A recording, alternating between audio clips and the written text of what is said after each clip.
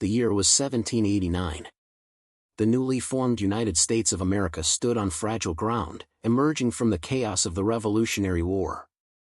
Across the Atlantic, monarchs watched closely, fearing that the experiment in democracy would inspire their own people. In Europe, powerful empires plotted, while in the Americas, independence movements simmered quietly, waiting for the spark that would set the continent ablaze. At the heart of this unfolding drama was Alexander Hamilton, the brilliant yet controversial Treasury Secretary. He sat at his desk late into the night, quill scratching across parchment as candlelight flickered over maps and ledgers. His dream was audacious, a strong financial foundation for a country barely learning to walk. But outside the walls of Philadelphia, farmers struggled. On dusty fields in Virginia, Thomas Jefferson paced under the moonlight, frustrated by Hamilton's plans to consolidate federal power. For Jefferson, liberty was sacred, and he feared a government too strong could strangle the freedoms they had fought so hard to win. The arguments between Hamilton and Jefferson would define the nation's early political battles, creating factions that would shape decades of conflict. Meanwhile, far to the south, whispers of rebellion stirred across Latin America. In the Viceroyalty of New Granada and the Viceroyalty of Peru, indigenous peoples and enslaved Africans carried centuries of resentment in their hearts. The Spanish crown taxed their labor and extracted wealth while offering little in return. In the streets of Caracas, Simón Bolívar, a young aristocrat educated in Europe, dreamed of a free continent.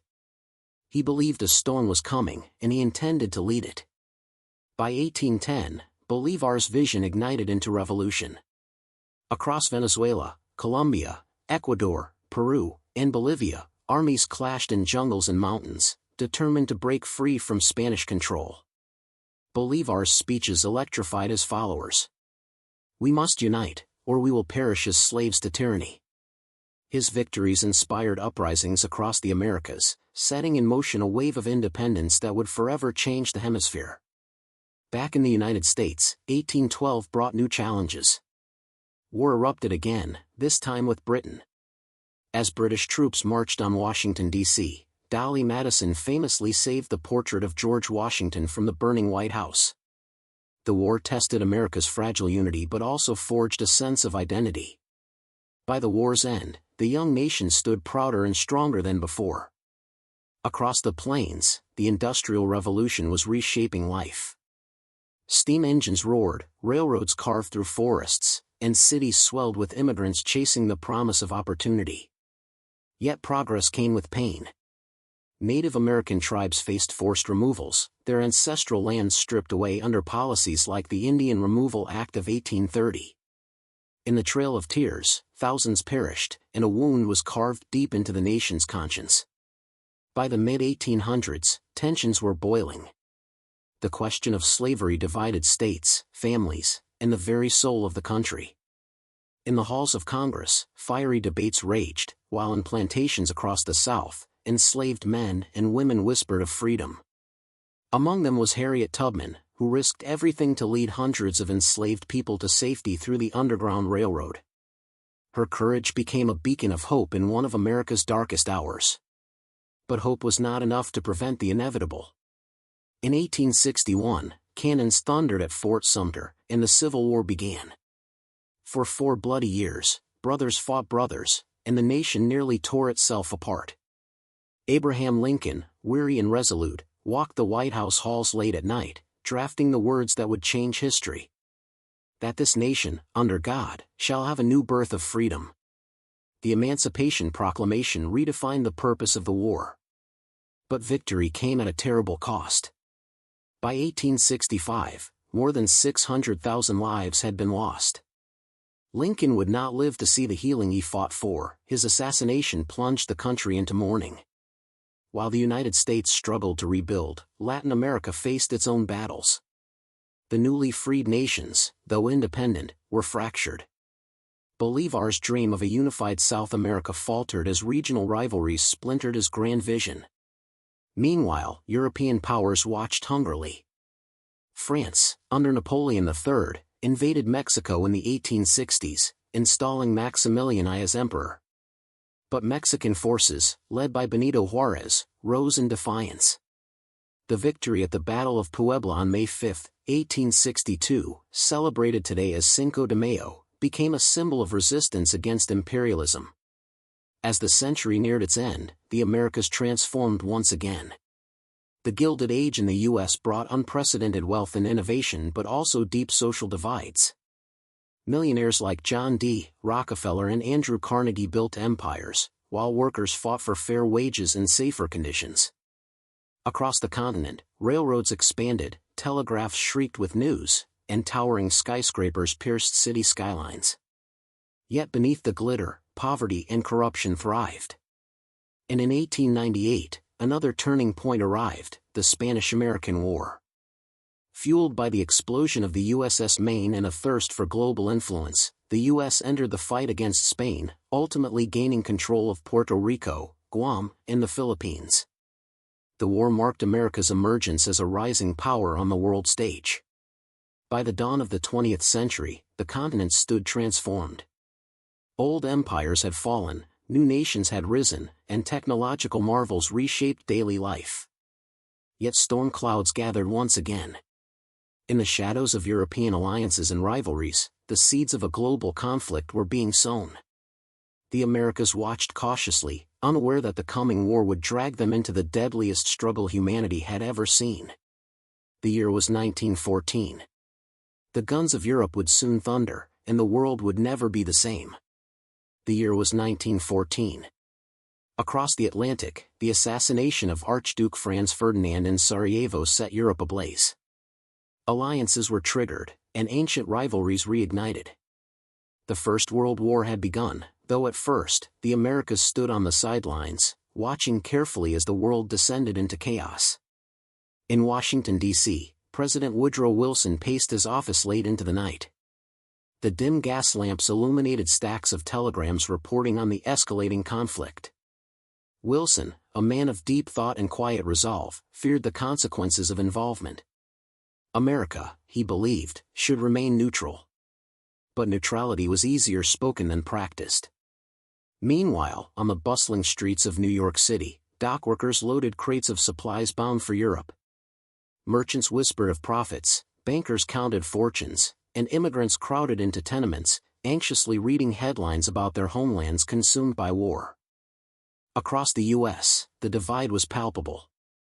German-American families in Milwaukee and Chicago feared backlash, while Irish immigrants hoped for Britain's defeat. The Americas were connected to Europe by more than trade, they were bound by blood. And south of the U.S. border, tensions brewed as well. In Mexico, the country was still reeling from revolution. The rise of Pancho Villa and Emiliano Zapata in the Mexican Revolution had shaken the nation to its core. Villa's daring raids along the U.S. border, including the infamous attack on Columbus, New Mexico, in 1916, sparked outrage and forced Wilson's administration to respond. General John J. Pershing, tall and commanding, led thousands of U.S. soldiers into Mexico in pursuit of Villa. But the rugged deserts and winding Sierras gave the elusive revolutionary the advantage. Villa became a symbol of resistance for some and a threat to stability for others. It was a reminder that even as Europe's war raged, the Americas faced their own struggles for power, sovereignty, and identity. In Buenos Aires, the thriving capital of Argentina, elite families gathered in grand salons beneath glittering chandeliers. They debated whether to support the Allied or Central Powers, knowing their vast exports of grain and beef would shape the course of the conflict. Argentina's neutral stance brought immense economic opportunity, but also danger. German U-boats prowled the South Atlantic, threatening trade routes. Across the Andes Mountains, in Chile, miners descended deep into the earth to extract nitrates, vital for munitions production. The global war turned remote South American resources into strategic prizes, attracting foreign investments and foreign spies. Back in the United States, whispers of espionage grew louder. In New York Harbor, explosions rocked Black Tom Island in 1916, where massive stores of ammunition destined for Allied forces were destroyed. The blast shattered windows across Manhattan, killing several and sending shockwaves through the nation. The investigation uncovered German sabotage, further inflaming tensions between Washington and Berlin. Wilson's neutrality faced its greatest test yet. And then came the Zimmermann telegram. In early 1917, British intelligence intercepted a secret message from Germany to Mexico, proposing an alliance. If Mexico joined the Central Powers, it would reclaim lost territories, Texas, New Mexico, and Arizona. When the telegram was revealed, outrage swept across the U.S. The decision could no longer be delayed. On April 6, 1917, President Wilson addressed Congress. The world must be made safe for democracy. With those words, the United States entered the war. As U.S. troops prepared to cross the Atlantic, factories roared to life. Women stepped into roles once reserved for men, building weapons, sewing uniforms, and keeping the engines of industry turning. The Great Migration accelerated, as African Americans from the South moved north in search of jobs, reshaping the cultural and social fabric of the nation. Meanwhile, in Canada, a proud dominion of the British Empire, enlistment surged. Young men from Toronto, Montreal, and Vancouver lined up to join the fight. On the battlefields of Vimy Ridge and Passchendaele, Canadian soldiers earned a reputation for bravery and sacrifice, forging a national identity in the crucible of war. In the Caribbean, the war rippled through Cuba, Puerto Rico, and Haiti. Sugar exports surged, transforming economies, but colonial inequalities deepened. In Havana, wealthy elites celebrated profits while workers toiled in the sweltering fields, their resentment growing as foreign corporations tightened control. By 1918, U.S. soldiers, the American Expeditionary Forces, marched into the trenches of France under General Pershing's command. Among them were young men from Kansas farms, New York factories, and Louisiana bayous. Letters from home carried dreams of returning to a peaceful life, yet reality was far from romantic. The roar of artillery, the stench of mud and blood, and the endless nights under shellfire tested their humanity. In the Argonne Forest, one of the deadliest campaigns of the war, American forces faced relentless German resistance. Among the soldiers was Private Samuel Harris, a farm boy from Ohio. In his letters, he wrote, "The earth shakes every night, Ma. The sky burns red. I've never seen so much death, but we keep going. We have to."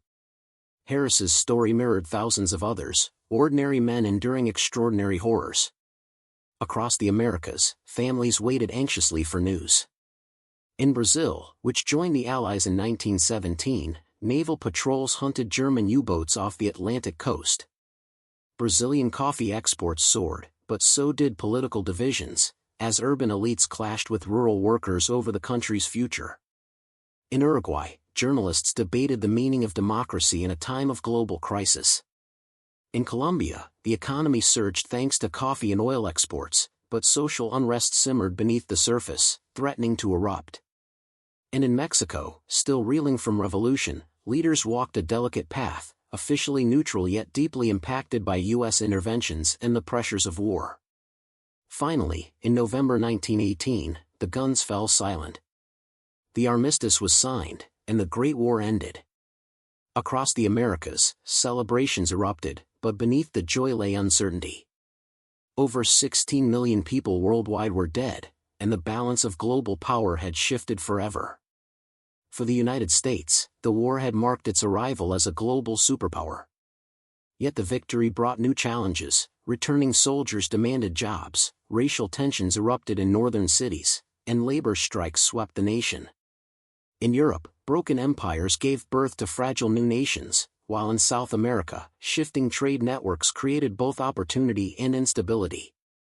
The Americas were no longer isolated spectators, they were active players on the world stage. But peace was fragile. The Treaty of Versailles imposed harsh penalties on Germany, sowing the seeds of future conflict. And as the 1920s dawned, the Americas faced a new era of transformation, one defined by prosperity for some, oppression for others, and the shadow of another war slowly forming on the horizon. The world had changed. The Americas had changed. And the story was far from over. The year was 1919. The cannons had gone silent, but the world was far from peaceful. In Paris, world leaders gathered to draft the Treaty of Versailles, a document meant to secure lasting peace. President Woodrow Wilson arrived determined to shape a new world order. He believed in his 14 points, a vision of self-determination, open diplomacy, and collective security through a League of Nations. But inside the grand chambers of the Palace of Versailles, Wilson faced resistance. The French demanded harsh penalties on Germany. The British sought to preserve their empire. Japan pressed for racial equality provisions, only to be rejected. Wilson, exhausted but resolute, fought to secure his League, a fragile hope for preventing future wars. Back home in Washington, however, opposition brewed. Senators argued the treaty would entangle America in foreign conflicts. In cities and farms alike, families wanted their sons home, their lives restored. The Senate's rejection of the League of Nations crushed Wilson's dream and left the U.S. on the edge of global leadership, but unwilling to fully embrace it. Meanwhile, across the Americas, the post-war years brought profound transformations. In the United States, soldiers returned to a society in flux. Women, who had taken up industrial roles during the war, demanded greater rights and representation. The 19th Amendment, ratified in 1920, granted women the right to vote, a historic victory decades in the making. Yet victory was shadowed by unrest. The Red Scare swept the nation as fears of communism, fueled by the Russian Revolution, gripped cities and towns. Strikes erupted in steel mills, coal mines, and shipyards. Clashes between workers and authorities grew violent. In Chicago, the summer of 1919 became infamous as racial tensions exploded into days of riots. Thousands fled burning homes, and dozens lost their lives. For African Americans who had migrated north during the Great Migration, the promise of opportunity collided with the harsh reality of systemic discrimination. South of the border, Mexico faced a crossroads. The Mexican Revolution, raging since 1910, had toppled long-standing regimes but left scars that ran deep. Leaders like Venustiano Carranza sought stability through the 1917 Constitution, enshrining land reform and workers' rights.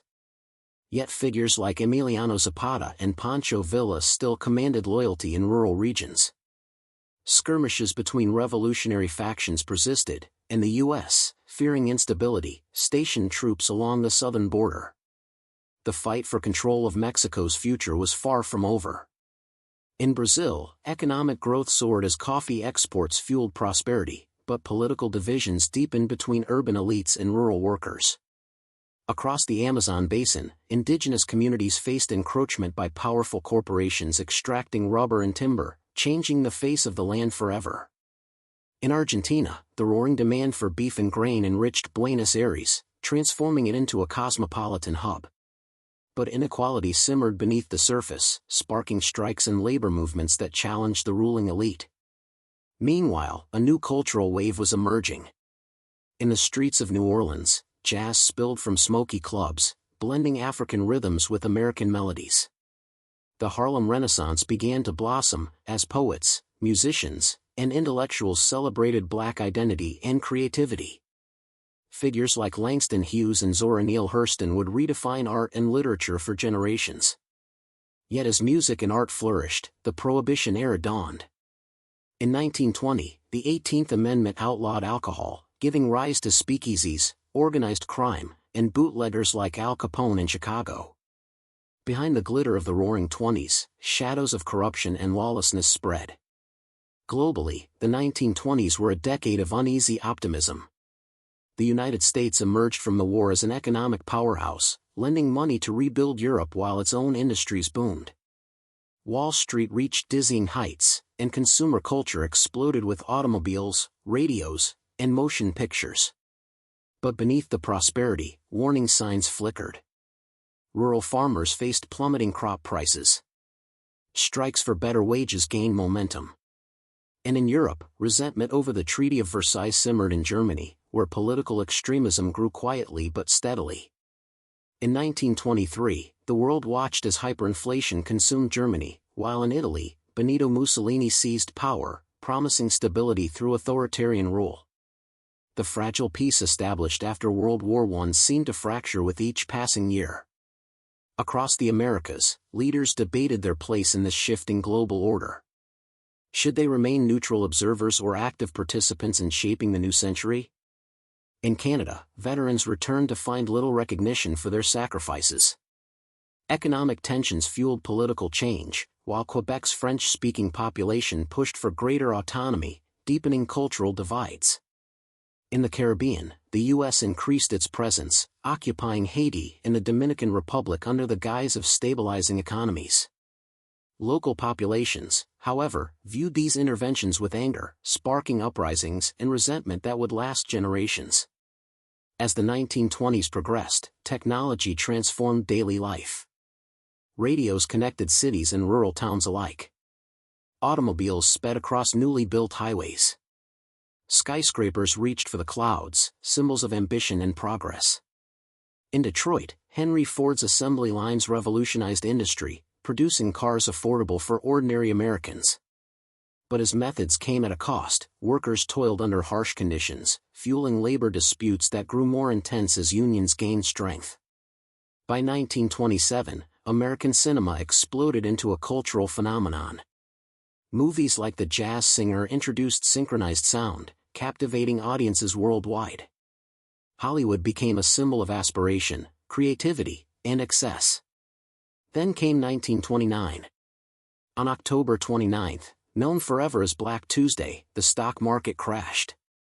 Billions of dollars evaporated overnight, shattering the illusion of endless prosperity. Families lost their savings. Factories closed. Farmers went bankrupt. Breadlines snaked through city streets. Across the Americas, the effects rippled instantly. In Brazil, coffee prices collapsed, plunging rural communities into crisis.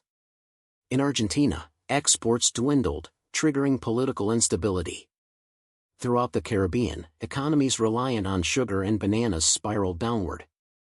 In Washington, newly elected President Herbert Hoover struggled to contain the disaster. His policies failed to stem the tide of unemployment and poverty, and desperation deepened. Anger boiled over as veterans marched on Washington in 1932, demanding promised bonuses, only to be met with tear gas and bayonets. But from the depths of despair, new leadership emerged. In 1933, Franklin D. Roosevelt took office, delivering his iconic words. "The only thing we have to fear is fear itself." Through the New Deal, Roosevelt launched sweeping reforms to stabilize the economy, create jobs, and restore faith in government.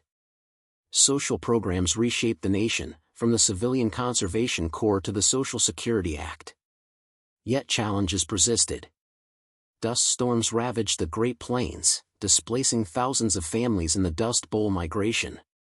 Across Latin America, governments experimented with economic reforms, nationalist movements, and populist policies to combat the global depression. But as the 1930s drew to a close, new shadows loomed on the horizon. In Europe, Adolf Hitler consolidated power in Germany, violating the Treaty of Versailles and preparing for expansion. In Asia, Japan invaded Manchuria, signaling a new era of imperial aggression. Across the Americas, leaders braced for another storm, one far greater than the last. The fragile peace born in 1918 was collapsing. And the path toward the next global conflict had already begun. The year was 1939. Across the world, the fragile peace forged after the Great War was crumbling. In Europe, Hitler's armies marched into Poland, and within days, Britain and France declared war on Germany.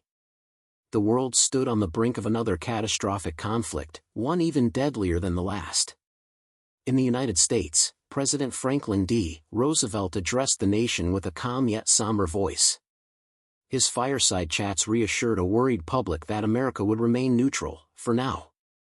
But behind closed doors, FDR and his advisors knew neutrality could not last forever. Across the Americas, governments and citizens alike watched events unfold with growing anxiety. In Canada, Prime Minister William Lyon Mackenzie King faced an impossible decision. Bound by loyalty to the British Crown, Canada declared war on Germany on September 10, 1939, just days after Britain. Across the country, young men volunteered for service, remembering the sacrifices of Vimy Ridge 2 decades earlier. In Brazil, President Getulio Vargas balanced carefully between neutrality and opportunity.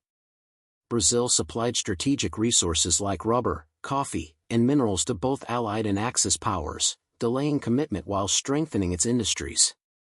But soon, German U-boat attacks on Brazilian ships would push the nation closer to joining the fight.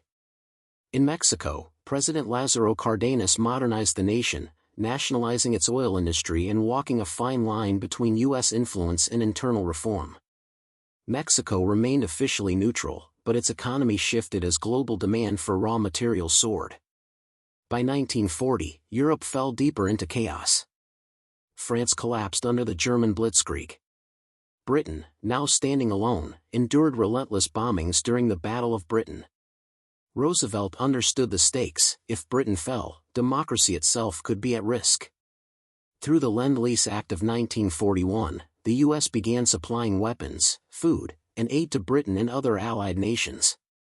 Though America had not yet entered the war, its factories roared back to life, churning out tanks, planes, and munitions. The Great Depression faded into memory as industry surged and workers returned to jobs. In Latin America, Washington pursued the Good Neighbor policy, strengthening ties across the hemisphere. Leaders from Argentina to Chile debated their allegiances, knowing the tides of war could soon reach their shores. Then came the turning point.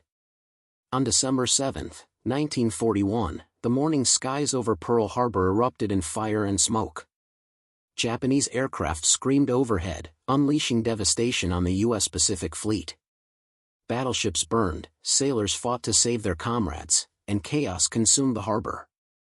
The next day, Roosevelt stood before Congress, his voice steady but filled with fury. A date which will live in infamy. The United States was now at war. The declaration reverberated across the Americas. Brazil, after repeated attacks on its ships by German submarines, formally joined the Allies in 1942, sending troops to fight in Italy. Mexico followed, contributing pilots to the famous Escuadron 201, who flew missions alongside U.S. forces in the Pacific. In Canada, enlistment surged once again, though tensions simmered between English and French-speaking citizens. In the Caribbean, bases were constructed in Cuba, Puerto Rico, and Trinidad, securing vital shipping lanes. Across South America, nations supplied rubber, tin, copper, and oil, fueling the Allied war machine. Even neutral countries like Argentina faced internal divisions between pro-Allied and pro-Axis factions, their streets echoing with heated debates and secret loyalties. By 1943, the war reshaped societies across the hemisphere. In the United States, women filled factories under the banner of Rosie the Riveter, proving they were as capable on assembly lines as they were at home. African American soldiers fought bravely overseas even as segregation endured at home, planting seeds for the coming civil rights movement. Meanwhile, technological innovation accelerated. From radar to long-range bombers, the pace of change was relentless. Scientists in Los Alamos, New Mexico, worked in secrecy on a project known only by its codename, the Manhattan Project. Back in Europe and the Pacific, American and Canadian soldiers fought grueling battles. The D-Day invasion loomed on the horizon, while in the Pacific, the U.S. engaged in brutal island-hopping campaigns against entrenched Japanese forces. Latin America, too, was forever transformed. Brazil's expeditionary force, over 25,000 soldiers, braved the icy mountains of Italy, forging a new chapter of national pride. In Mexico, the wartime economy created jobs and sparked urbanization, shifting the balance between rural traditions and industrial growth. In Chile, nitrate and copper exports soared, powering global industries. In Argentina, political turbulence mounted as Juan Domingo Perón, a charismatic military officer, began his rise to power, a shift that would reshape the nation for decades. By 1944, the Allies began turning the tide. On the beaches of Normandy, soldiers from across the Americas joined forces in one of the largest amphibious assaults in history. Canadian troops stormed Juno Beach, while U.S. forces landed on Omaha and Utah. Victory came at a terrible price. The sands ran red, but the foothold was won. Meanwhile, in the Pacific, the battles of Iwo Jima and Okinawa pushed U.S. forces closer to Japan, but at staggering human cost. Roosevelt, visibly weary from years of war leadership, would not live to see its conclusion. His death in April 1945 shocked the nation, and Harry S. Truman assumed the presidency. In August 1945, the world entered a new era. The U.S. dropped atomic bombs on Hiroshima and Nagasaki, unleashing destruction unlike anything humanity had ever seen. Days later, Japan surrendered. World War II was over. Across the Americas, relief mixed with uncertainty. Cities erupted in celebration, but millions of families mourned lost loved ones. Economies shifted rapidly, veterans returned home, and nations began redefining their roles on the global stage. For the United States, the war had confirmed its place as a superpower. Canada, Brazil, Mexico, and other nations emerged more industrialized, politically assertive, and connected to the wider world than ever before. Yet even in victory, new rivalries stirred. The Soviet Union's rapid expansion clashed with America's growing influence, marking the dawn of a new ideological struggle, the Cold War. Across Latin America, U.S. intervention increased under the banner of containing communism. In Guatemala, Chile, and Cuba, secret operations and shifting alliances would define the coming decades. The hemisphere had survived 2 world wars, but the challenges ahead were unlike anything it had faced before. The Americas stood at the threshold of a new global order. The question now was simple, yet monumental. Would unity prevail, or would division shape the future? The guns of World War II had fallen silent, but the Americas were stepping into an entirely new battlefield, one defined not by trenches or blitzkriegs, but by ideology, power, and the survival of freedom.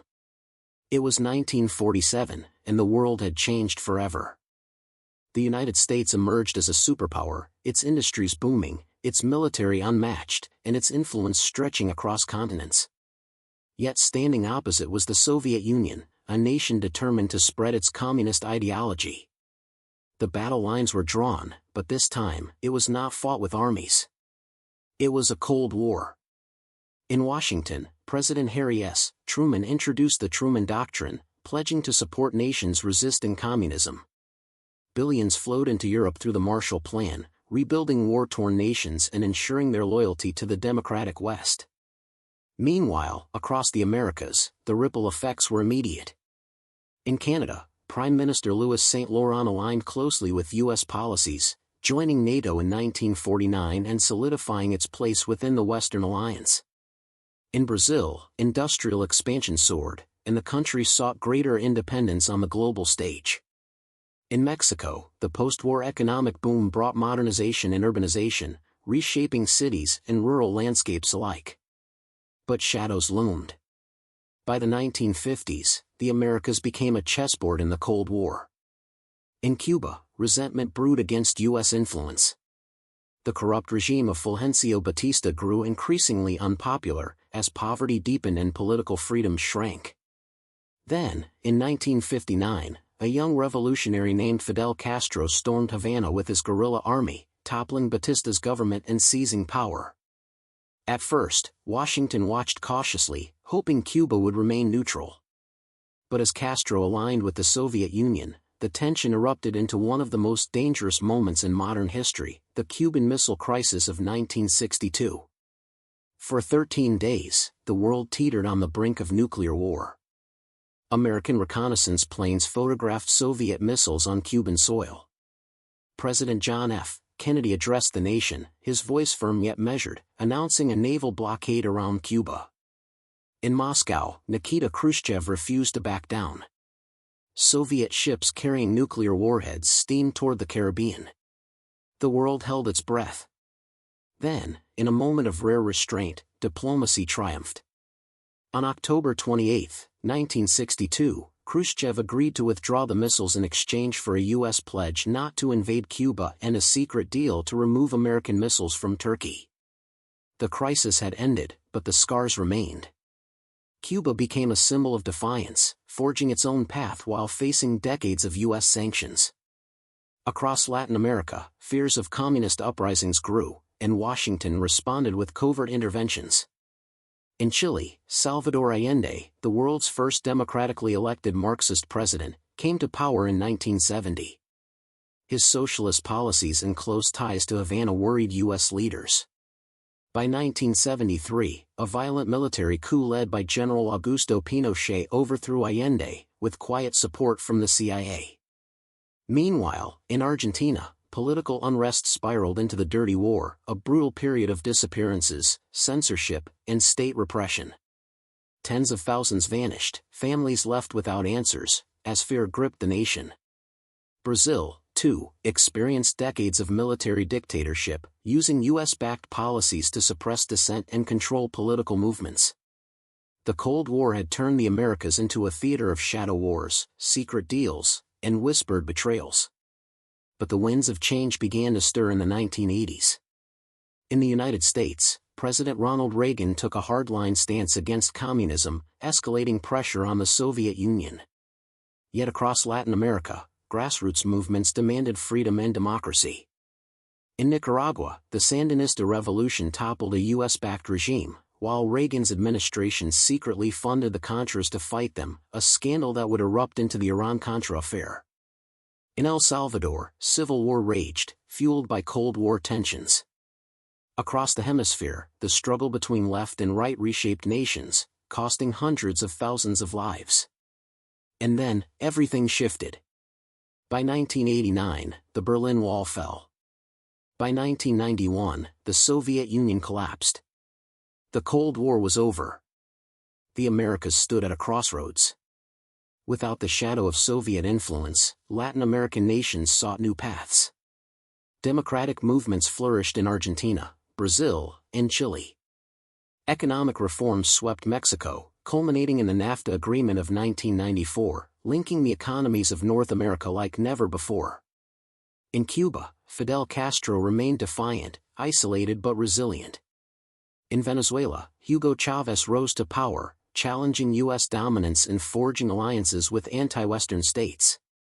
In the United States, the 1990s brought technological revolutions, economic growth, and expanding global influence. Yet, new challenges arose: terrorism, financial crises, and growing inequality. Then came September 11, 2001. The attack shook the United States, and the world, to its core. As towers fell in New York and smoke rose over Washington, the Americas entered a new era of uncertainty. The War on Terror began, reshaping foreign policy, military alliances, and global perceptions of security. Throughout the hemisphere, nations adjusted their priorities, strengthening security, combating extremism, and redefining international cooperation. The early 21st century brought new tests: economic recessions, political upheavals, and the emergence of populist movements from Brazil to Mexico. Yet through it all, the nations of the Americas endured. From the drafting of the U.S. Constitution in 1789, through the bloody battles of the Civil War, the transformations of the Industrial Age, the devastation of 2 world wars, and the global chess game of the Cold War, the Americas had risen, fallen, and risen again. These were centuries of triumph and tragedy, unity and division, hope and heartbreak. The continent had been reshaped by revolution and resilience, war and diplomacy, power and principle. And yet, even as one chapter closed, another began. The story of the Americas has never truly been about nations alone. It has always been about people. Families who fled oppression. Farmers who dreamed of freedom. Soldiers who gave their lives on distant shores. Leaders who made choices, bold or flawed, that shaped destinies. Every victory. Every loss. Every sacrifice. From the bustling streets of New York to the highlands of Peru, from the sugarcane fields of Cuba to the skyscrapers of Sao Paulo, the Americas carry within them a legacy of struggle and hope. A story still unfolding. And as the 21st century marches forward, one truth remains. History is never truly finished.